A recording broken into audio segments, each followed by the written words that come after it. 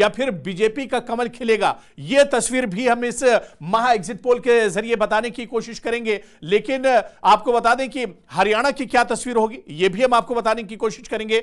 5 साल के बाद क्या एक बदलाव हरियाणा में होने जा रहा है, या तीसरी बार बीजेपी की सरकार हरियाणा में बनेगी, आज महा एग्जिट पोल के जरिए इसे भी हम समझने की कोशिश करेंगे। और टीवी स्क्रीन के जरिए भी आप समझ सकते हैं कि जो हमारे एग्जिट पोल आते जाएंगे उसे भी हम आप तक पहुंचाते रहेंगे और बताने की कोशिश करते रहेंगे। अब से कुछ देर के बाद ही पहला एग्जिट पोल जो होगा वो हमारे पास आएगा, और खासतौर से पूरी मुल्क की निगाहें आज टिकी हुई है कि जम्मू कश्मीर में क्या कुछ होने वाला है। 10 साल के लंबे इंतजार के बाद जम्मू कश्मीर के असेंबली इंतखाबात हुए हैं, और ऐसे में जम्मू कश्मीर में इस बार लोगों में जितना जोशो खरोश था, लोगों में जितना उत्साह था, क्या वाकई में जम्मू कश्मीर में एक मजबूत सरकार जम्मू कश्मीर के लोगों को मिलने जा रही है, या जो नई सरकार होगी ये किसकी सरकार होगी? ये सबसे अहम सवाल है। क्या किन मुद्दों को लेकर लोग नई सरकार चुनने जा रहे हैं, यह भी एक तरह से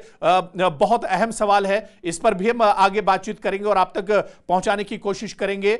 कश्मीर में, जम्मू कश्मीर में 90 असेंबली की सीटें हैं, और 90 के 90 सीटों पर हम आपको तमाम की तमाम सीटों के जो एग्जिट पोल हैं वो पहुंचाने की कोशिश करेंगे। तो न्यूज 18 JKLH पर महा एग्जिट पोल का कवरेज लगातार जारी है। जम्मू कश्मीर में सरकार किसकी बनने जा रही है, कौन किस पर भारी है, या कौन बाजी मारेगा, यह बहुत अहम सवाल है जिसका इशारा 8 अक्टूबर से पहले ही एक तरह से हम आपको देंगे, क्योंकि इससे पहले भी न्यूज 18 के जो एग्जिट पोल रहे हैं वो नतीजों के बहुत करीब, या जिस तरह के नतीजे हैं उसी तरह का एग्जिट पोल, या जिस तरह का एग्जिट पोल है उसी तरह के नतीजे इससे पहले भी आते रहे। और इसी वजह से हम इतने विश्वास के साथ और इतने कॉन्फिडेंस के साथ कह रहे हैं कि आज न्यूज 18 के जो एग्जिट पोल होंगे वही उसी तरह के कुछ नतीजे 8 अक्टूबर को देखने को मिलेंगे। तो अब से कुछ देर में पहला एग्जिट पोल, महा एग्जिट पोल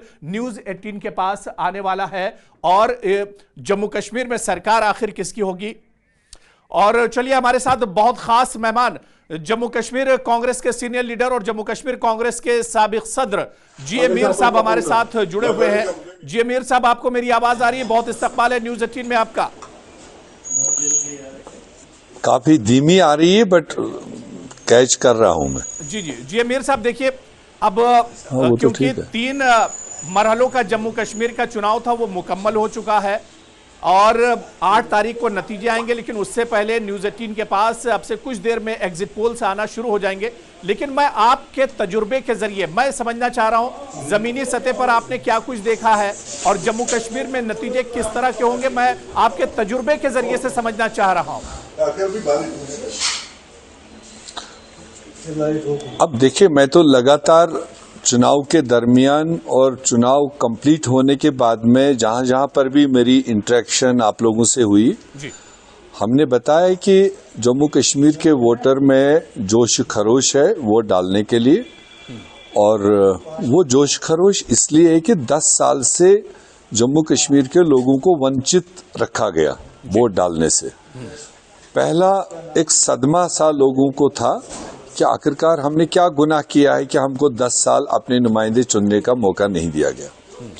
और नंबर 2, जो हमारी स्टेट डाउनग्रेड की गई, ये भी दूसरे लोगों को सदमा था। उसके बाद जमीनों के हक छीन लिए, नौकरियों के हक छीन लिए। ये तकरीबन इस मामले को लेकर पूरी जम्मू कश्मीर की आवाम एजुकेट हो चुकी थी कि ये चीजें हमसे इन 10 सालों के दरमियान छीनी गई। तो इसलिए उसका एक हल था वापस लेने का, अपने हुकूक वापस लेने का एक ही हल था कि चुनाव जल्द अज जल्द हो, लोग अपना मतदान से अपना नुमाइंदा चुनेंगे, पार्टीज को चुनेंगे, एक सरकार चुनेंगे जो हमारी लड़ाई को आगे बढ़ाएगा। ये पहला मकसद इस चुनाव के दरमियान देखने को मिला। वो हर आम खास किसी भी पार्टी से, किसी भी सोच से था, किसी भी रीजन से था, उन सब में ये चीजें कॉमन थी। अब उसके अलावा अगर आप देखेंगे, जहां बीजेपी अपने आप को कह रही है 50 के पार, जो उनका स्लोगन है और बहुत सारे मीडिया वाले उसको देख करके फॉलो कर रहे हैं, कश्मीर में 47 सीटें हैं, 47 सीटों में कोई भी पोटेंशियल आदमी उनका दिखाई नहीं दिया। फिर रह गई 43 सीटें जम्मू साइड में जहां उनका बेस होता था। वहां भी इस बार काफी कंपटीशन, और लोगों ने 10 साल लगातार बीजेपी को वोट वहां किया, चाहे पंच का वोट था, सरपंच का वोट था, म्यूनिसिपैलिटी का वोट था, असेंबली का वोट था, लोकसभा का वोट था, वो कंटिन्यू बीजेपी को दिया। मगर इन 10 सालों को लगातार वोट देने के बाद जम्मू में हमारे लोगों को मिला क्या? स्मार्ट मीटर्स के जरिए 500 गुना ज्यादा बिजली फीस, और महंगाई दरबार मुंह हटाना, वहां का रोजी रोटी दुकानदारों का खत्म करना, और प्लस अगर जो जमीन ले जाने का यूटी के बनने के बाद में पहला खतरा रहा तो वो जम्मू के लोगों को रहा। कश्मीर में आते आते शायद टाइम लगना है, जिस किसी को भी वो नियत होगी।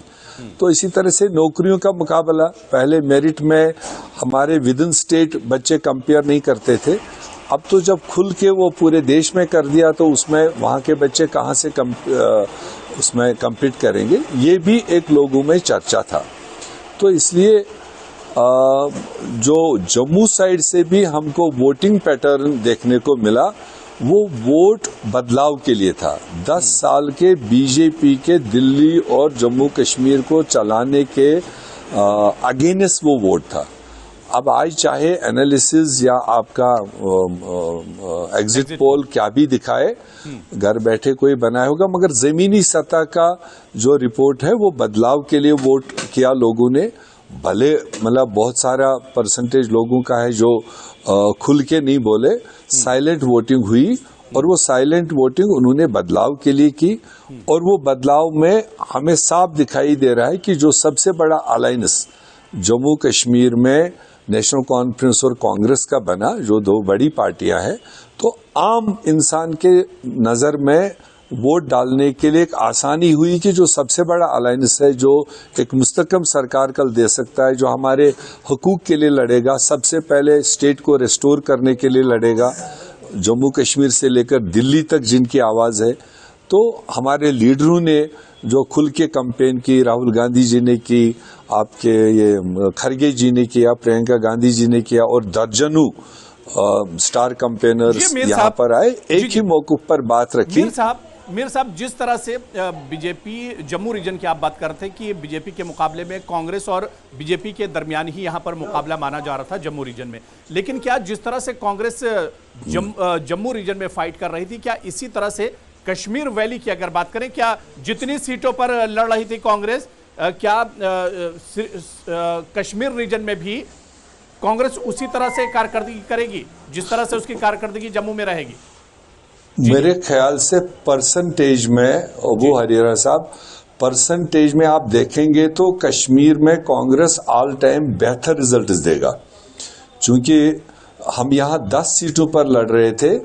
आप रिजल्ट जब आएंगे आप देखेंगे 70% सीटों पर हम जीत हासिल करेंगे, ये हमारा मानना है। वो तो अब रिजल्ट जब आएंगे तब साफ हो ही जाएगा, साथ ही हमारे एग्जिट पोल भी आने जा रहा है, उससे भी अंदाजा लग जाएगा। हुरैरा हमारे साथ senior editor news 18 JKLHH Tejendra Singh Sodhi भी जुड़ चुके हैं, और वो जी मीर साहब से सवाल पूछना चाहेंगे। मीर साहब आदाब।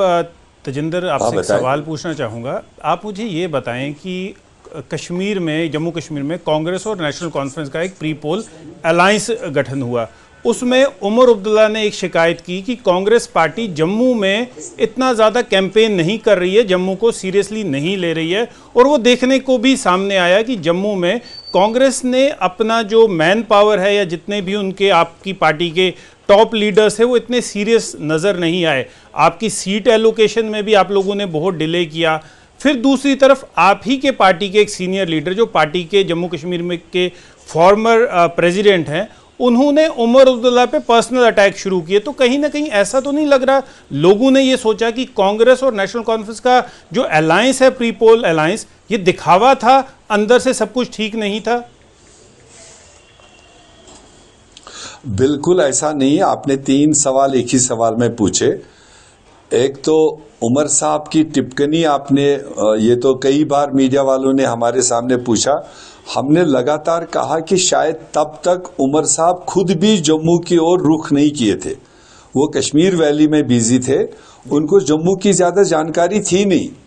और बाद में जब वो खुद जम्मू आए, जम्मू में 2 दिन 3 दिन लगाए, तो उनको पता चला वहां पर हमारे कांग्रेस साइड से राहुल गांधी जी 4 दफा जम्मू पहुंचे हैं और 8 सीटों पर उन्हें 8 जिलों में कैंपेन की है।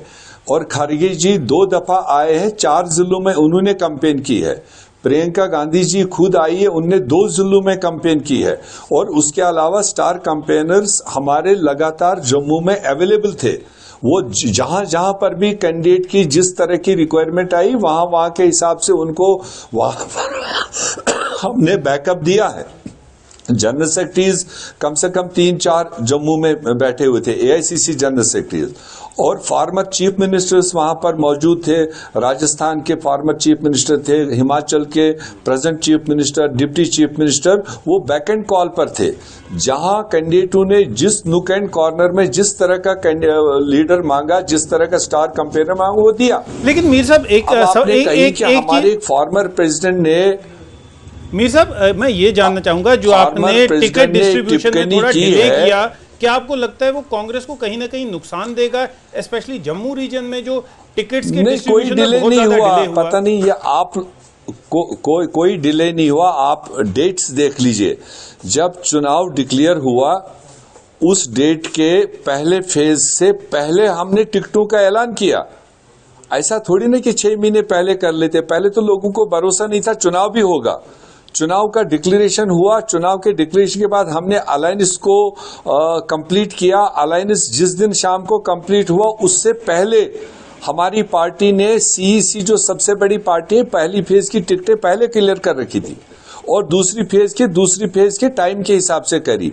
कुछ सीटें तीसरी फेज की जो थी उसमें भी वेट एंड वॉच होता है, अपोजिट साइड से कौन आ रहा है। हमारे पास 3-3 कैंडिडेटों का पैनल था, तो हम उसको नजर रख रहे थे, भाजपा किसको दे रही है किसको नहीं दे रही है, कि हमें वहां कास्ट कॉम्बिनेशन के हिसाब से, अपने ग्राउंड के हिसाब से देना था। वो होता है, ऐसा कोई डिले नहीं हुआ। 10 साल से जो लीडर्स मैदान में रहे होंगे, उनको कोई 2 दिन 3 दिन लेट टिकट देने का कोई मतलब नहीं है। 10 साल के बाद ये चुनाव हो रहा है। हाँ, अगर कोई 10 साल सोया होगा, फिर वो इंतजार करेगा पहले टिकट मिलेगा तब मैदान में निकलूंगा, तो उसको फेस करना पड़ेगा, वो किसी पार्टी का भी होगा। आपने वकार रसूल साहब की रेफरेंस ली कि उन्होंने बानहाल में एक टिप्पणी जरूर की उमर अब्दुल्ला साहब को लेकर या नेशनल कॉन्फ्रेंस को लेकर, क्योंकि वहां वो फ्रेंडली लड़ रहे थे। वहां नेशनल कॉन्फ्रेंस का भी कैंडिडेट था, कांग्रेस का भी कैंडिडेट था, और कांग्रेस कैंडिडेट मेरे ख्याल से अपने हिसाब से काउंटर करने के लिए एक पर्टिकुलर सीट के खातिर अगर उनने कहीं पर कोई बात रखी अपने वोटर को लुभाने के लिए, वहां तक गलत नहीं है। मगर उस एक सीट के बाहर आप पूरे 89 सीट उसमें कहीं बताइए किसी भी कांग्रेस के साथी ने, किसी भी कैंडिडेट ने, किसी लीडर ने कोई टिप्पणी की, या नेशनल कॉन्फ्रेंस के किसी आदमी ने टिप्पणी की? मात्र एक टिप्पणी बानहाल के अंदर आपको सुनाई दी, और वो कोई स्टेट इशू नहीं बना। वो सबको पता था कि वहां ट्रायंगुलर फाइट है, तीनों बड़ी पार्टियां लड़ रही हैं, कोई एक दूसरे को मदद नहीं करे, तो वहां पर वो हो सकता है अपना वोट बटोरने के लिए कोई बात रखी होगी तो रखी होगी। चले जी अमीर साहब, अब बहरहाल ये जो ऑन ग्राउंड भी आप इसको बता रहे हैं कि पूरी जी जान लगा दी कांग्रेस ने, लेकिन सच ये है कि जम्मू डिवीजन, क्योंकि अलायंस में थे आप, नेशनल कॉन्फ्रेंस को कश्मीर डिवीजन का देखभाल करने को, उस पर फोकस करने को एक जिम्मेदारी थी, और जम्मू डिवीजन पर कांग्रेस की जिम्मेदारी थी। जो ऑन ग्राउंड हमने भी देखा, जब से कैंपेनिंग और चुनाव का अमल शुरू हुआ है, जिस हिसाब से बीजेपी की कैंपेनिंग हुई सर, उस हिसाब से कांग्रेस की कैंपेनिंग जो है कहीं फीकी पड़ गई। बहरहाल जी अमीर साहब, आपका बेहद शुक्रिया हमारे साथ बात करने के लिए। देखिए, नहीं, मैं आपकी बात को पहले जवाब देना चाहूंगा। ये अक्सर आप लोग देख रहे हो, बीजेपी की साइड से प्राइम मिनिस्टर 2 बार आया तो प्राइम मिनिस्टर है देश का, होम मिनिस्टर 3 बार आया तो होम मिनिस्टर है। हम तो नेशनल लेवल पर अपोजिशन में, हमारा वुड बी प्राइम मिनिस्टर 4 बार आया, हमारा वुड बी होम मिनिस्टर जो आने वाले 6 महीने के बाद होगा वो 5 बार आया। मीर साहब, आपको रोकना चाहूंगा, मीर साहब आपको रोकना चाहूंगा। अभी जो एग्जिट पोल के कुछ नतीजे आए हैं एक्सेस माई इंडिया के, वो ये दर्शाता है कि बीजेपी को 27 से 21 सीटें मिलेंगी। इसे कैसे देख रहे हैं आप? देखिए, जो हम ग्राउंड सिचुएशन या ग्राउंड रिपोर्ट जो हमारा है, बीजेपी किसी भी हालत में 15-16 सीटों से आगे नहीं जाएगा। डायरेक्ट जो उनका मैंडेट है, जो उनका जो सिंबल है, सिंबल पर 15-16 सीटों से नहीं जाएगा। ये आप चाहे मेरी बात नोट करके रख लीजिए, तब तक आप उसको 30 दीजिए, 25 दीजिए, 40 दीजिए, कोई ऐतराज नहीं है। कांग्रेस को कितनी दे रहे हैं आप? आने पर 15-16 सीटों पर नहीं जाए। कांग्रेस को कितनी दे रहे हैं आप? कांग्रेस भी वही नंबर 15-16, कांग्रेस भी 15 और 16 सीटें क्लियर कट लेगा। हम उसको नहीं कह रहे 40 सीटें लेंगे। नेशनल कॉन्फ्रेंस को सिंगल लार्जेस्ट पार्टी बनेगी, क्योंकि उनके पास वैली साइड से कोई ज्यादा मुकाबला नहीं था, बीजेपी के साथ मुकाबला नहीं था, तो इसलिए वो आगे हो सकती है। कांग्रेस 15-16 सीटों को क्रॉस करके आपको रिजल्ट देगा, और बीजेपी के ही पेट से हमारी 9 से 10 सीटें निकलेंगी, जिसको वो अनुमान लगा रहे हैं 9 से 10 सीटें वहां से बदलाव के तहत कांग्रेस पार्टी को मिलने जा रही है। तो कश्मीर में आप कांग्रेस को कितनी सीटें दे रहे हैं और जम्मू रीजन में कितनी दे रहे हैं? आपने कहा बीजेपी के पेट से, तो दैट मींस आप जम्मू की बात कर रहे हैं। देखिए, मैं आपको कठुआ, सांबा, जम्मू, उधमपुर की बात कर रहा हूं, जो ट्रेडिशनली 100% बीजेपी को सीटें जाती पिछले चुनाव में। वहां से आपको 10 से 11 सीटें कांग्रेस को मिलेंगी, नोट कर लीजिए।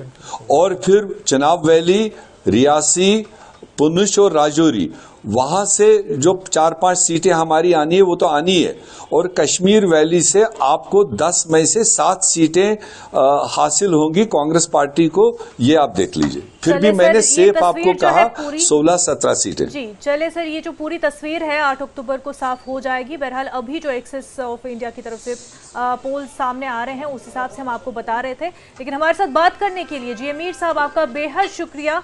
हमारे साथ 2 और खास मेहमान इस वक्त जुड़ चुके हैं। बीजेपी स्पोक्स पर्सन रजनी सेठी साहिबा, सीनियर लीडर जेएनके कांग्रेस नम्रता शर्मा जी भी हमारे साथ जुड़ चुकी हैं। दोनों का मैं स्वागत करती हूं। रजनी सेठी साहिबा, इस चुनाव के हवाले से और अभी जो एग्जिट पोल हमारे पास सामने आ रहे हैं उसमें बीजेपी को अच्छी खासे नंबर्स मिलते हुए दिखाई दे रहे हैं, क्या कहेंगी? जी बिल्कुल, हम लगातार जब से चुनाव की घोषणा हुई है हम लगातार बात कर रहे हैं कि हम सिंगल लार्जेस्ट पार्टी बनने जा रहे हैं, जो सरकार बनाने जा रही है जम्मू कश्मीर में, और लोगों ने मन बना लिया है कि भाजपा की सरकार इस बार जम्मू कश्मीर में बनेगी। आपके एग्जिट पोल भी वही दिखा रहे हैं। रजनी जी, तजिंदर बोल रहा हूं, मेरे को ये बताएं कि आप कह रहे हैं कि भाजपा की सरकार बनेगी, लेकिन अगर भाजपा जो है ये जो नंबर्स अभी एग्जिट पोल में आए हैं, भाजपा क्लियर मेजोरिटी तो है नहीं, तो किसका दामन थामेगी भाजपा? अगर भाजपा के पास नंबर्स की कमी आती है और सरकार बनाने का मौका आता है तो किसका हाथ थामेगी? क्योंकि दूसरी तरफ नेशनल कॉन्फ्रेंस, कांग्रेस और बाकी कई पार्टीज जो हैं कश्मीर बेस्ड, यहां तक माना जा रहा है कि वो इस अलायंस को सपोर्ट करेगी, लेकिन भाजपा के पास कौन सी ऑप्शन है, क्या वो बताएंगे आप? देखिए, सेंट्रल टीम उसको डिसाइड करेगी, जो अपने लाइक माइंडेड लोग होंगे, जिनकी आइडियोलॉजी हमारे साथ मिलती होगी, जो देश को आगे रखकर काम करेंगे, जो शांति, स्थिरता और विकास के लिए काम करेंगे। मुझे लगता है ऐसी सभी पार्टियों, कोई नाम तो होगा ना, ऐसी कोई पार्टीज आप बता सकते हैं कुछ? नहीं, नहीं, बिल्कुल अभी नहीं, अभी उस पर हम डिसीजन नहीं ले सकते। रिजल्ट बाहर आएंगे, उसके बाद केंद्र डिसाइड करेगा। आप समझ सकते हैं कि इस बार जम्मू कश्मीर का समीकरण बड़ा अलग सा दिख रहा है, बहुत से इंडिपेंडेंट कैंडिडेट्स भी मैदान में हैं, तो मुझे लगता है कि इंतजार करना चाहिए रिजल्ट आउट होने का। तो रजनी साहिबा, क्या यही वजह रही कि राम माधव जी जो है, माना जा रहा है कि इंडिपेंडेंट्स के कांटेक्ट में ज्यादा रहे हैं इस बार?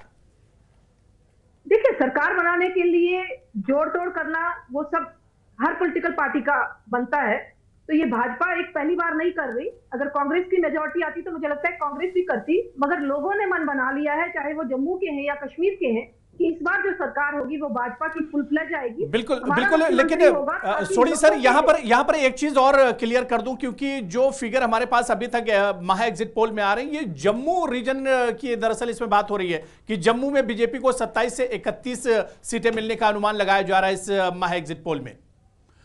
देखिए अभी जैसे अभी टाइम बीतता जाएगा, अभी और फिगर्स आते रहेंगे, लेकिन अगर 27 से 31 तक बीजेपी ले रही है तो आप देख लीजिए कि बीजेपी कहीं सिंगल लार्जेस्ट, ये जो अभी तक एग्जिट पोल है, क्या बीजेपी सिंगल लार्जेस्ट पार्टी उभर के सामने आएगी? जब पूरे फिगर सामने आएंगे उस बारे में तो तभी कहा जाएगा। नम्रता जी, आपसे पूछते हैं, बीजेपी का ये क्लेम कि हम छोटी पार्टीज, लाइक माइंडेड कैंडिडेट्स के साथ इन टच हैं, रिजल्ट आएगा तब डिसाइड करेंगे, तो क्या आपको लगता है कि इस बार बीजेपी को फिर से मौका मिलेगा किसी और पार्टी के साथ अलायंस बना के गवर्नमेंट बनाने का? देखिए, अगर एज ए कांग्रेस फैन पूछ रहे हैं तो मैं आपको बताना चाहती हूँ कि अभी हमारा जो इंडिया अलायंस है, मुझे लगता है वही बहुमतियां प्राप्त कर रहा है। ये तो ये भी जानती हैं, सिंगल लार्जेस्ट पार्टी एनसी उभरेगी। अभी हमारे पूर्व अध्यक्ष जी मीर साहब आपसे बात कर रहे थे और उन्होंने खुलासा किया सारी बातों का कि कैसे एनसी यहाँ सिंगल लार्जेस्ट पार्टी होगी और इंडिया अलायंस अपनी सरकार बनाएगा। अगर अभी मैं अपनी बहन को सुन रही थी, वो कह रही थी कि बीजेपी सरकार बनाएगी, तो मुझे लगता है 48 का आंकड़ा चाहिए, तो 27 या 31 के साथ भी वो नंबर पूरा नहीं कर पाएंगे। तो मैं भी जानना चाहती हूँ कौन सी ऐसी पार्टीज हैं जो इनके साथ आके अब सरकार बनाना चाहती हैं, क्योंकि पीडीपी ने तो अपना हशर देखा इनके साथ सरकार बनाने के बाद कि क्या हुआ, किस तरह से पार्टी का भी ताड़फाड़ हुआ और पार्टी भी का आज देखिए, हिमाचल में राज्यसभा की एक सीट के लिए जो चुनाव हुआ था वहां पर भी बीजेपी के पास डिजिट नहीं थे, लेकिन उनका जो उम्मीदवार था वो जीत गया था। तो ये सियासत है, इसमें कुछ कहा नहीं जा सकता है। देखिए, सियासत है और कुछ कहा नहीं जा सकता, वो ठीक है, लेकिन अभी जो नंबर्स आप देख रहे हैं, देखिए first of all this is exit poll, these are not exact polls, है ना। We have still to wait till 8th so that the exact numbers come। लेकिन थोड़ा थोड़ा जो अनुमान हम भी लगाते हैं, आप जो नंबर्स दे रहे हैं हम तो उससे ज्यादा लगाते हैं। हम लगाते हैं कि 15-16 सीट जो हैं वो कांग्रेस लेगी। आप और जम्मू में कांग्रेस की कितनी सीटें, आपका अनुमान क्या कह रहा है नम्रता जी? नंबर जी, आपका अनुमान क्या कह रहा है, जम्मू में कांग्रेस कितनी सीटें जीत कर आएगी ऑन टोटल? अगर मैं देखूं पूरा जम्मू और इस वक्त टीवी स्क्रीन पर मैं